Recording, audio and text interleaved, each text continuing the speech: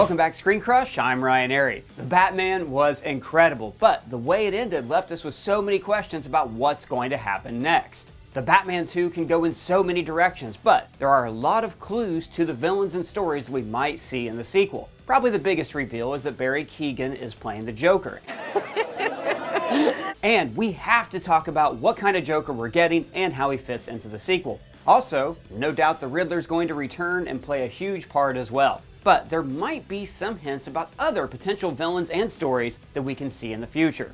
And of course, what's next for Batman himself? Well, there's a lot of questions, so let's jump right in right now. In the comics, these characters often declare their alter egos in response to the fact that there's a Batman out there. And so here we have a Joker who's not yet the Joker. Okay, let's begin with what everyone wants to know about, the Joker. So this Joker is already in Arkham Asylum. Now we don't know anything about him just yet or whether or not he already faced Batman in the past. In a recent interview, director Matt Reeves said there was an original scene with Batman and the Joker where he goes to visit the Joker in Arkham Asylum for help to catch the Riddler. One of the lines from the scene that's not in is that unseen prisoner says to him, he says, "It's almost our anniversary, isn't it?"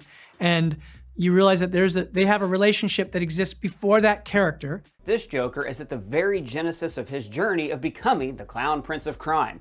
I wanted this character to be a character who hadn't yet declared himself, but all the seeds were there. And that means that the Riddler might serve as an inspiration for the Joker. I mean, just look at all the things Edward Nashton achieved. He single-handedly brought down all the corrupt players in the city. He inspired an entire fanatical community. And he brought Gotham to its knees by flooding the city. And it's fitting that Joker is there to become Riddler's new friend, as if he's the devil appearing out of nowhere just when Gotham is at the brink. I'm an agent of chaos. Riddler is a delusional loner. That's why he believed that he and Batman were friends, partners in crime, working on unmasking Gotham's corruption. Joker will surely exploit Riddler's fragile mental state, using Riddler's intellect and influence to unleash his own carnage on the city. Gotham has become a no man's land. It's in utter chaos. It's flooded. Many parts of the city are lawless and isolated. Criminals like the Penguin are sure to take advantage of this situation. And with the death of Carmine Falcone, there's a power vacuum in Gotham's underworld, and that is going to create a war for dominance between all the criminal factions. Penguin is getting his own HBO Max spinoff, so the show is likely going to explore that. Whoa, take it easy, sweetheart. Matt Reeves has hinted about all the possibilities we could see in the future, and for us, the most exciting one is Mr. Freeze. The monster who took you from me will soon learn that revenge is a dish best served cold. I think that Victor Freeze is the perfect villain for a sequel, and actually, we have a video coming up about just that. Freeze! That's Mr. Freeze to you.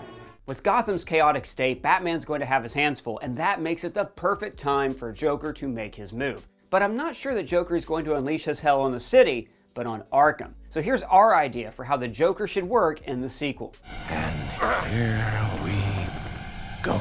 I'm pretty sure that Arkham Asylum is isolated from the rest of Gotham City, likely located on an island, sort of like Alcatraz. There are a few hints in the movie to support this. And there's a reason why this is so important. Because if Arkham is on an island, then it's completely isolated and cut off from the rest of the city. All the cops and emergency services are focused on rescuing the citizens of Gotham City. The prisoners in Arkham, not a priority. And with limited guards, Joker can easily unleash a deadly riot on Arkham and take over the asylum. After what Riddler did, the other patients will flock to him, and with Joker quickly taking charge, they will follow him.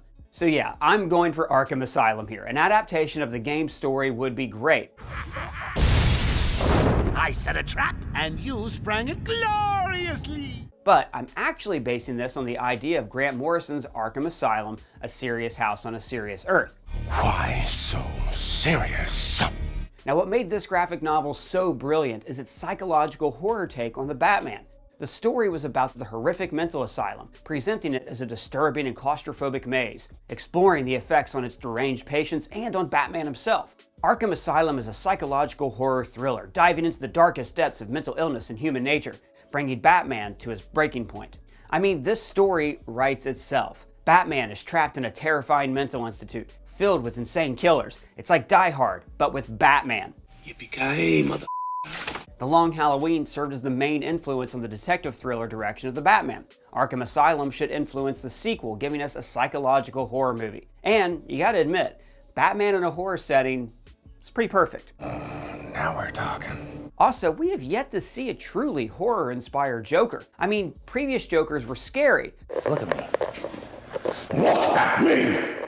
But I'm talking about something terrifying, an abstraction of madness and evil. I want Joker to hunt Batman like he's some insane amalgamation between Hannibal Lecter and Pennywise.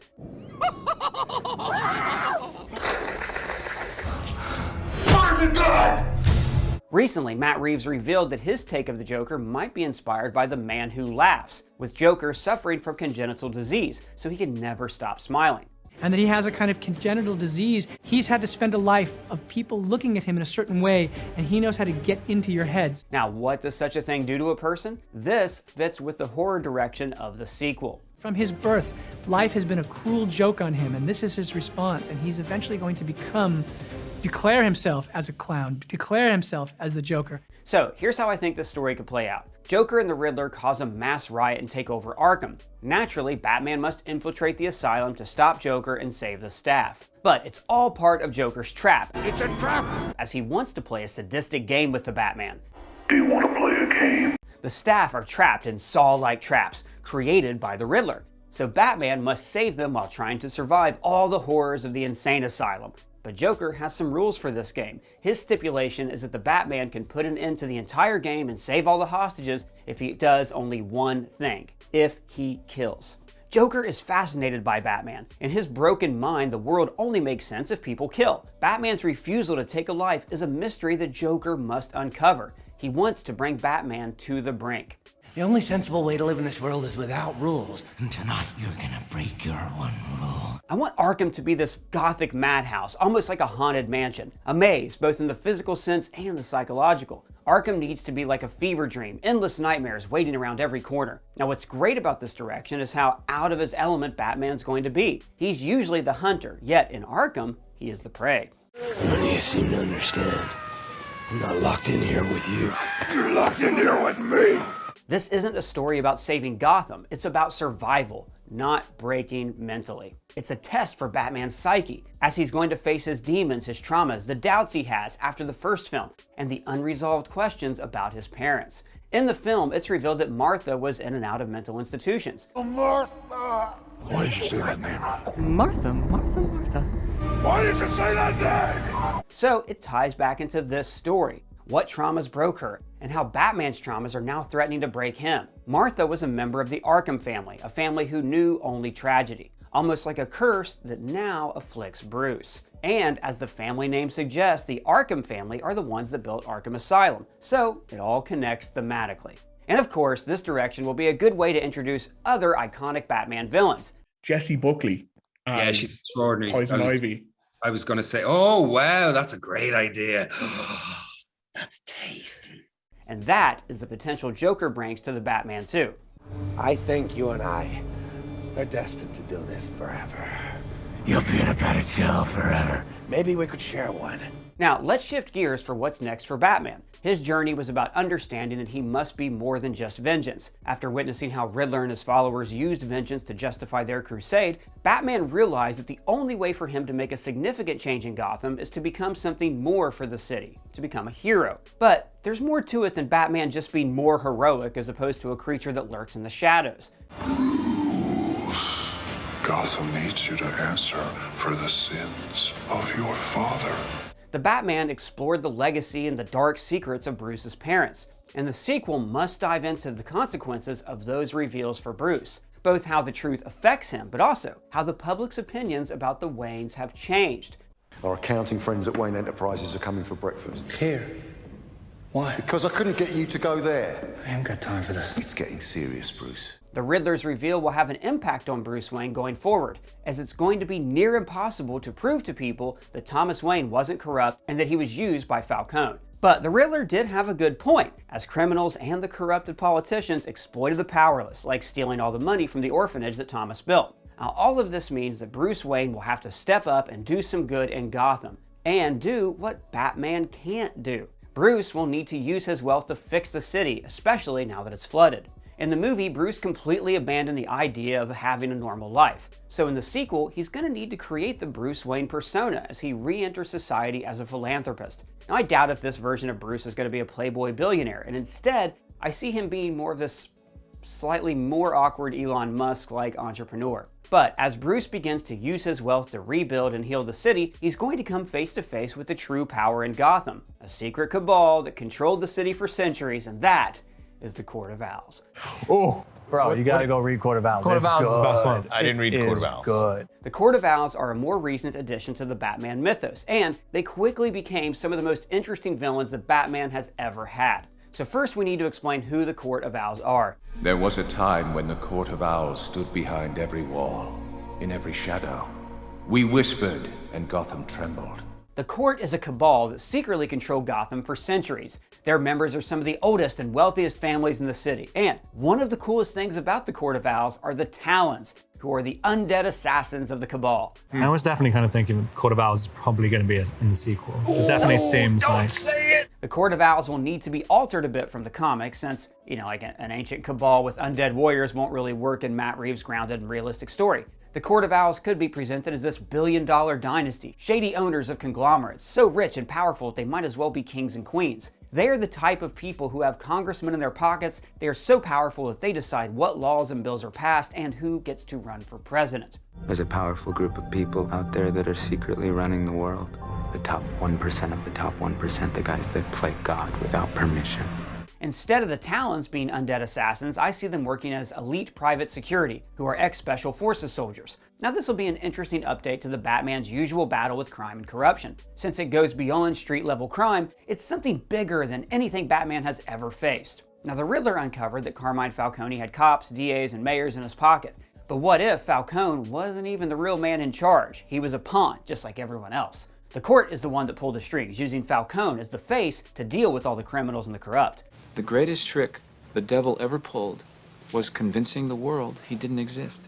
And now that the Riddler brought down the whole system, it's threatening the secret society's hold over the city. As a result, the court will make their move to reclaim control over Gotham, exploiting the chaotic state of the city. And with Bruce Wayne using his wealth to fix Gotham, he's likely going to cross paths with this cabal sooner or later. And what a twist it would be for the Batman to learn about the Court of Owls. It's a truly crippling realization, as it puts all of his efforts into doubt. How can he ever save Gotham when he didn't even know about who really ran it? How can he rival the power of the Court of Owls? Now what's interesting is that the owl is a natural predator of the bat, meaning that the Batman is the prey of the court, as they stalk him, always 10 steps ahead of him.